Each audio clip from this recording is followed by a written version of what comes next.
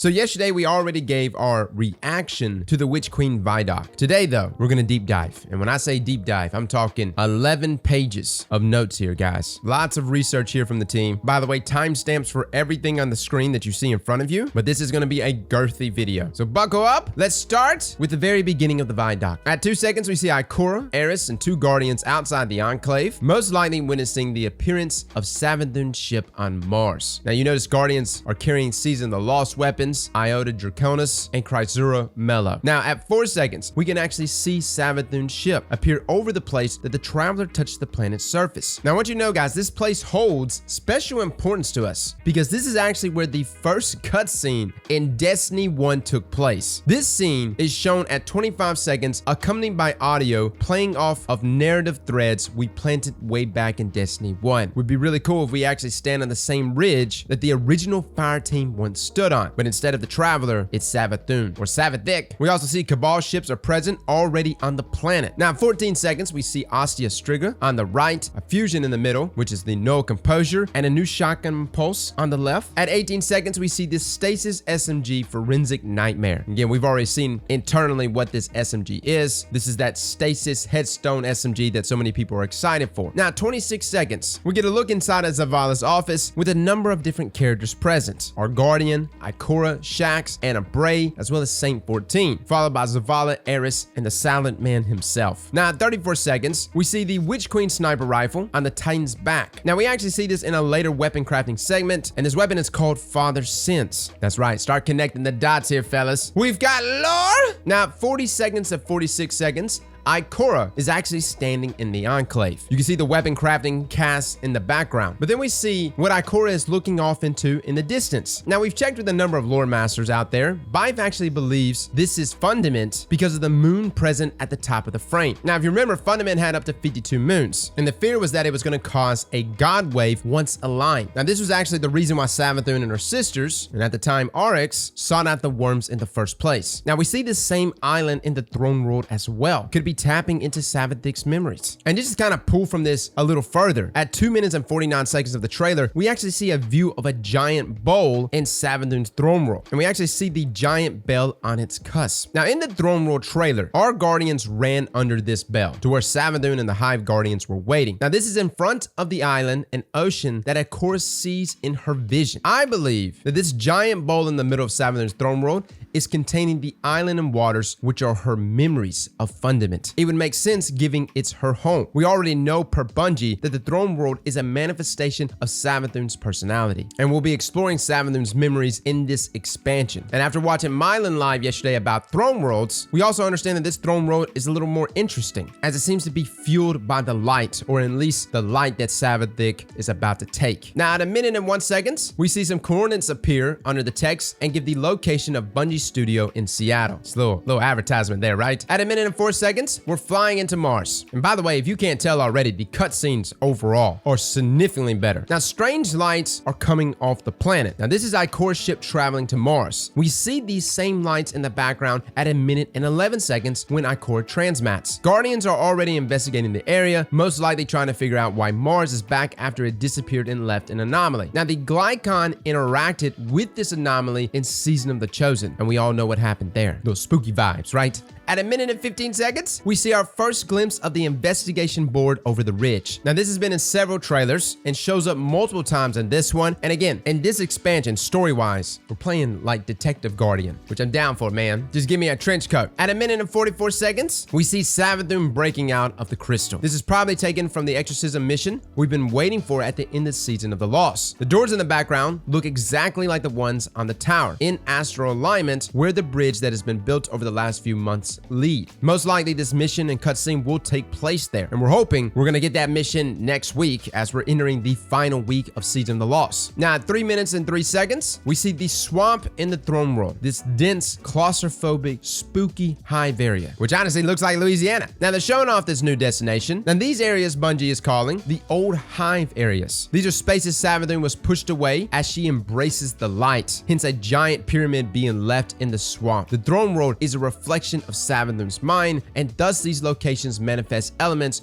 of her personality. This is almost like Savathun is pushing away what she used to rely on. Now, a quote here from Joe Blackburn from GameSpot's exclusive access: "The desolate swamps and the dark hall's Hive dungeons represent Savathun's past, her years as a Hive god, and the species' dedication to death and conquest. Those things are being supplanted by our more recent desire for the light, which is represented by the city and its cathedral." Now, at 3 minutes and 11 seconds, we see the Throne World fusion. It does void damage. And we actually see this in first-person view at 3 minutes and 59 seconds. Now, at 3 minutes and 13 seconds, this area Bungie is calling the Lucent Hive area. Here it's brighter, more lively, and we even see some Guardians doing some kind of platforming high in the sky. Now, at 3 minutes and 18 seconds, we see Wisp of Light Web, and we've seen something similar like this on the moon at the Scarlet Keep. It resembles the material that makes up a moth cocoon. Now, at 3 minutes and 27 seconds, we see the Hive Tomb ship with Thrall jumping on top of, and this is such an amazing look because you see all these Thrall just pouring in on this Guardian, and it looks intense. Now, at 3 minutes and 29 seconds, we see the Throne World sidearm and a Hive statue pointing in their direction to go. Now, this Hive statue is pretty dope and creepy. Now, at 3 minutes and 33 seconds, we see a deep sight node. Now, confirmed by those who got early access, these white orbs give deep sight. Now, this could be used in some sort of jumping puzzle. We've seen this area in previous teasers as well, but it had no node or shield. Now, at 3:41, this actually looks like our Mars arrival cutscene. You can see off in the distance that's Savathun's ship. At 3:45, we see the investigation board yet again. Now, on the board, we can see the moths that empower the Hive with shields, and per GameSpot, the Lucent Brood that do not have light powers will have their shields that transform into moths after destruction. Moths will either seek out another enemy to shield or attack nearby Guardians. Now, at 3 minutes and 49 seconds, we jump into a pit, and below is a rally flag. Per GameSpot, these are actually major encounters, and there will be 2 to 3 of these major encounters per mission depending on the length, and they may be skippable. Now, they will have spots for a rally flag to regen ammo and super. These encounters will drop a chest reward on normal difficulty and 2 chests on legendary difficulty. And we actually see this at 4:48 in the trailer. Look at them blues! At 4 minutes and 3 seconds, this is actually a first-person view of a pulse rifle. Now, we see a Guardian performing deep sight, like the Titan in the Throne World trailer, and the Thrall statue responding by moving its arm. Very similar Thrall to the one at 3:53, maybe even the same. We also see deep sight being used by a Warlock to see more runes at 4:14. Now, at 4:07, we've got some campaign footage here. Bungie is talking about the campaign and how this time around, there will be actual mechanics and puzzles during the missions, similar to that of dungeons, requiring thinking. Now, this calls back to Pit of Heresy with the 3 runes that open the Hive door. By the way, if you need to brush up on your Hive hieroglyphics, now is the time.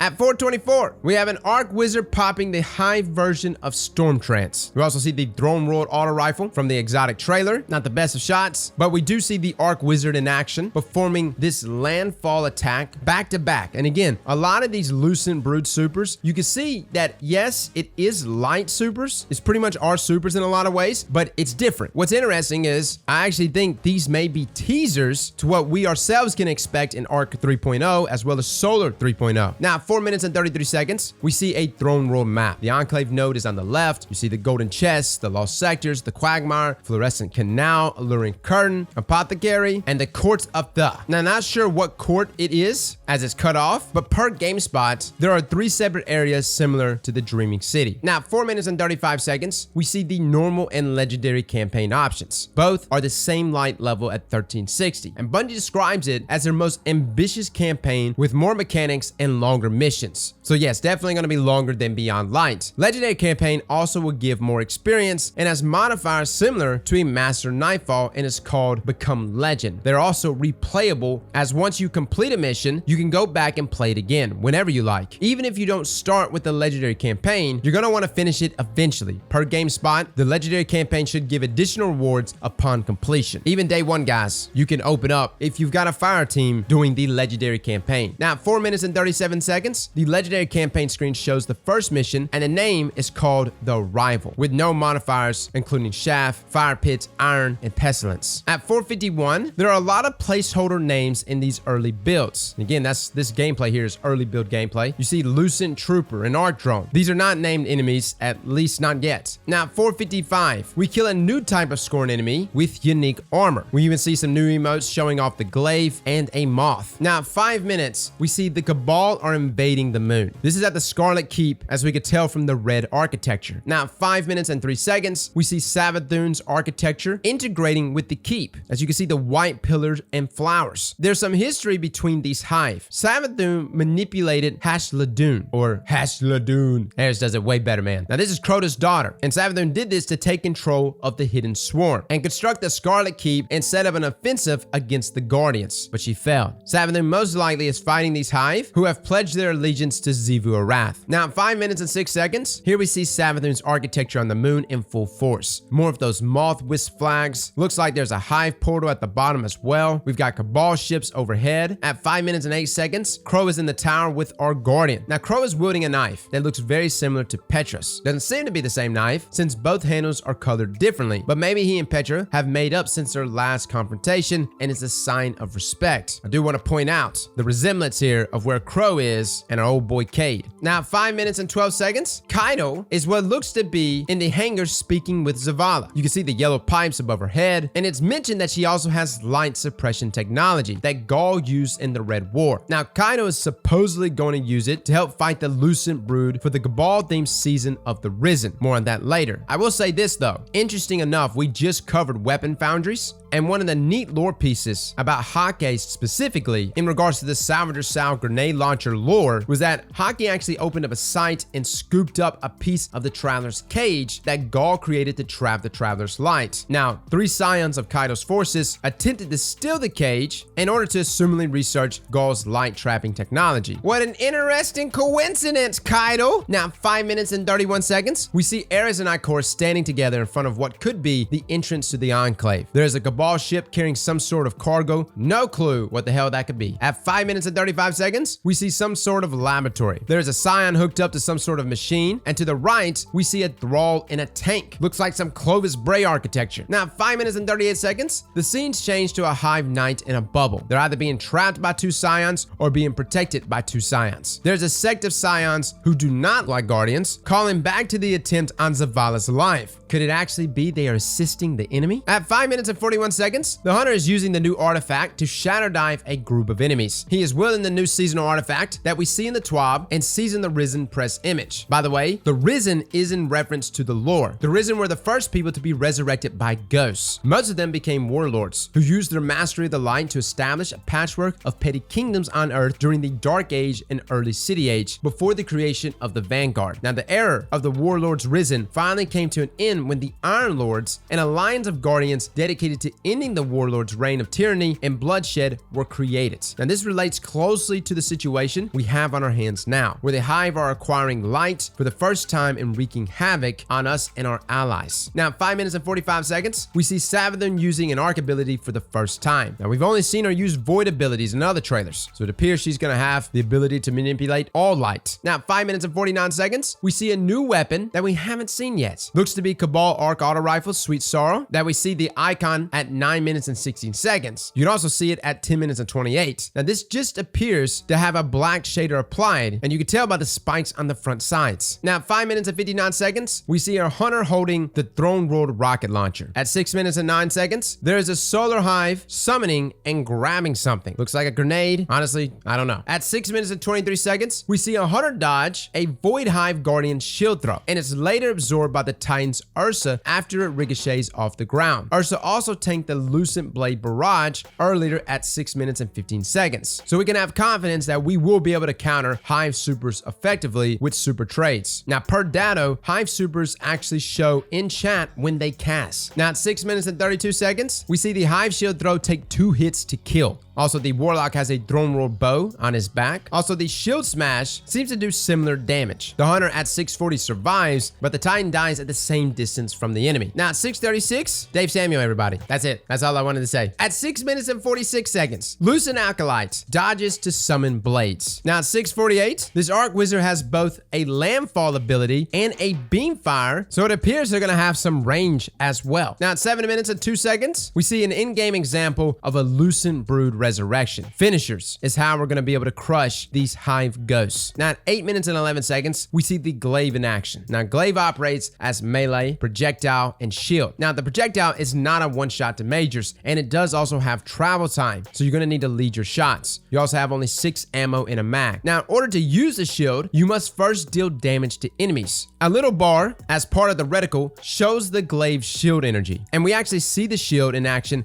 at 8 minutes and 44 seconds with a res pickup. Now, 8 minutes and 48, we get the quote, "The Glaives originate with Savathun trying to steal an extremely powerful weapon for her own use. We then use weapon crafting to reconstruct this incredibly powerful and ancient weapon." Now, we will acquire the materials to make the Glaive through the campaign. Now, 9 minutes and 12 seconds, weapon crafting is being shown off. Now, the name of the artifact per GameSpot footage is the Resonance Engine. Now, this relic is darkness base, giving us the option to either shape or reshape a weapon. Now there's a library of weapons available to craft, and the layout is similar to collections. Weapons of notes that we haven't seen named before are the Sweet Sorrow auto rifle, the Dauntless sniper rifle, the Lightly Suspected and Deliverance fusion rifles, the Tarnation heavy grenade launcher, and the Red Herring and Palmyra rocket launchers. And we've seen some of this in the early access footage. Now Deliverance should be stasis since it's facing the other direction, making it a kinetic slot fusion. The weapons will still have perk pulls, and that was actually noted by Datto as well, that you will only be able to select perks within a weapon's given perk pool. So it's not like you can go out there and go, yo, I want chain reaction on my bow.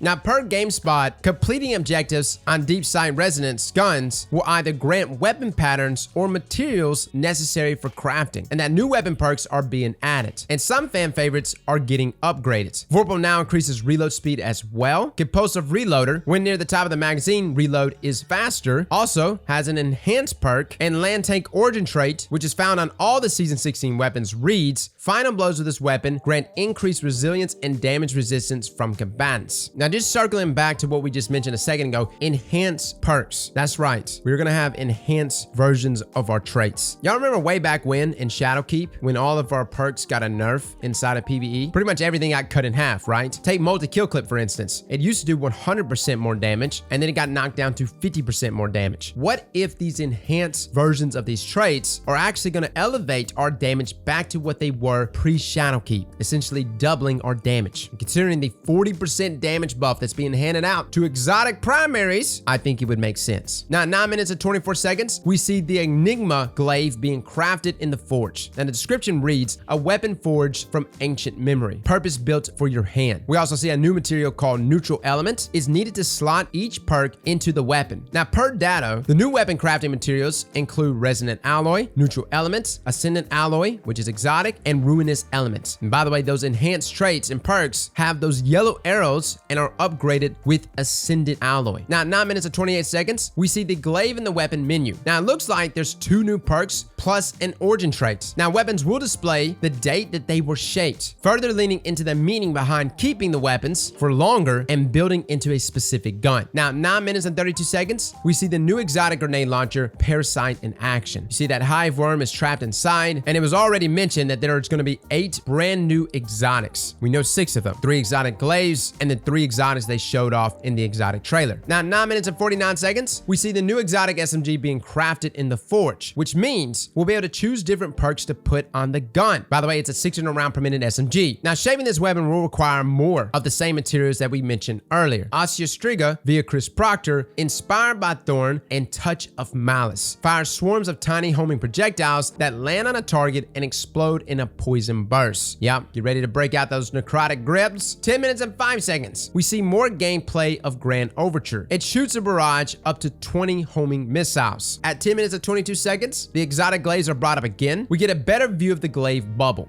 which is shaped like a gumdrop to distinguish it from a normal Titan bubble. Now, 10 minutes and 27 seconds, we see new weapons being shown off, as well as some that we've seen in the recent TWAB. New additions include the Cabal bow and grenade launcher, as well as the Amalon fusion rifle and Vice sidearm. Again, 50 new weapons in total per Chris Proctor. Now, 10 minutes minutes and 34 seconds, it's mentioned that there will be 2 new exotic armors for each class, 1 stasis and 1 non-stasis. At 10:38, we actually see the Titan Stasis Barricade with the Hoardfrost Z exotic chest piece. Now, this still gets all the benefits of Rally Barricade, it just throws up a very physical wall. At 10 minutes and 52 seconds, Warlocks actually get the Devouring Rift Legs, which essentially gives Empowering Rift healing abilities. This is actually going to be huge, guys. I'm going to use it. I love using Empowering Rifts inside of PvP, but you're also going to be able to use this probably in in-game content. Now, they say a Void exotic, and it also has the term Devour in it. Will this be requiring the Void subclass to use? I'm not sure. Personally, I hope not. At 11 minutes and 15 seconds, we see Void 3.0 subclass menus for Warlocks and how it compares to the current Stasis menu. We see 3 Void fragments: Echo Exchange, Melee Final Blows, grant grenade energy; Echo Remnants, your linger grenade effects, Vortex Grenade, Void Wall, Void Spike, and Axiom Bolts have increased duration; Echo of Reprisal, Final Blows when surrounded by combatants, grant super energy. We also see 2 Void aspects: Chaos Accelerant, overcharge your grenade, making it deadlier and more effective. Pretty much the same that we have now, where Axiom Bolt has an additional seeker, Vortex Grenade has increased size and linger duration. But notice the Magnetic Grenade says that it releases a short-range Void Blast. Also, the Child of the Old Gods casts your Rift to create a Void Soul. When you damage a target with a weapon, your Void Soul actually flies to and drains the enemy, doing damage and weakening them. And when a target is drained, you're granted grenade and melee energy if running a healing rift, or health if running an empowering rift. Also, defeating a target who is being drained by your Void Soul grants class ability energy. Now, I know you guys are seeing the synergy here. First up, Child of the Old Gods. How does that synergize with the new Warlock exotic, the one that actually allows your empowering rift to heal? Will it in fact allow us to tap into both of those benefits, both giving us our health and our grenade and melee energy back? The other thing is just the fragment and aspect alone, Chaos Accelerant combined with Echo Remnants. How long would a Vortex Grenade last now when it's overcharged? Now, throughout all of this in the subclass menu, when you see the grayed out boxes underneath our abilities, that actually indicates the options that you have available. So for our Warlocks, you have 6 little squares plus 1 on the end there that's not selected because it's already slotted in, which is the Scatter Grenade. The point is 7 different grenades right here, which is essentially Vortex Grenade, Void Wall, Void Spike, Axiom Bolt, Suppressor Grenades, Scatter Grenades, and Magnetic Grenades. And the same goes for the jump. And somebody even mentioned, they're like, yo, we have 4 jumps now? Okay, Warlocks already had Blink on Void Walker, but you got Burst Glide, Strafe Glide, and Balance Glide. I think they're just going to give us all those glide options. Same with the super over there, guys. You have 3 different supers, which is probably going to be different variations here, but Nova Warp, Nova Bomb, whether it's Slova or Sucker Bomb, which is our Devour Bomb. Now, at 11 minutes and 26 seconds, we've got audio that says that anyone can use suppression grenades now, and that all 7 of these Void Grenades will be available for every class. Now, people who've been playing the game will have access to everything, and that these new abilities will be unlocked with currency in the tower. Very low bar for entry. We don't know what the currency is, but it's obvious that Bungie wants everyone to get in here and play with Void 3.0. Now, the next minute, we actually see gameplay of the aspects that we've already kind of seen, but things like Bastion, Child of Old Gods, Handheld Supernova, etc. Now, 12 minutes and 14 seconds, we see new subclass iterations of Solar and Arc will follow suit with the same design philosophy, but play off their own elements, burning and chaining. And that's the elements that they're going to be leaning into. And it was even noted that Solar is going to be about burning and healing. Arc will be about chaining and also quickness. Now, 12 minutes and 28 seconds, we see the Hunter Void Dive. And you can see actually the smoke in the Hunter's hand. They dive and actually throw the smoke down at their feet, casting Invis on both of them. Now, 12 minutes and 47 seconds, we see Saladin and Kaido have a beautiful stare down. At 12 minutes and 52 seconds, we see Ikora carrying something out of Zavala's office, and our Guardian is following Ikora out. Now, everyone else is backing away, and it's hard to tell, but my guess is that this is Savathun's worm after it has been exorcised. Now, you can see 2 worm-like tail spikes on one side, and that appears to be a head on the other. Maybe dead, but it's still creepy. Honestly, though, somebody let me talk to that worm. I think we could work out a pretty good deal, right? Some dope exotics, Bully and Gemini, maybe some Talak, and hell, they can just live in me for as long as they want. That's what she said. But again, all speculation here. Also, the same design as the Liminal Nadir emblem is also seen on Ikora's dress. Coincidence? I don't know, maybe. 13 minutes and 8 seconds, we see a bright light and Savathun ascends, and a beam of light appears outside the bowl and in the sky. Now, at 13 minutes and 14 seconds, it looks like the Guardian is using our artifact again, but against Savathun this time. Now, at 13 minutes and 27 seconds, we see the Mars Ruins, which, by the way, is extremely nostalgic here. For those of us that played Destiny 1, think the D1 buried city. Now, at 13 minutes and 29 seconds and 13:30, we see a warlock using a finisher, then turns invisible after the kill. Now, at 13:34, we see a showcase of all the aspects. Just a big, sexy, cinematic look. And at 13:38, the Witch Queen jingle tone has been changing pitch with each trailer and tease.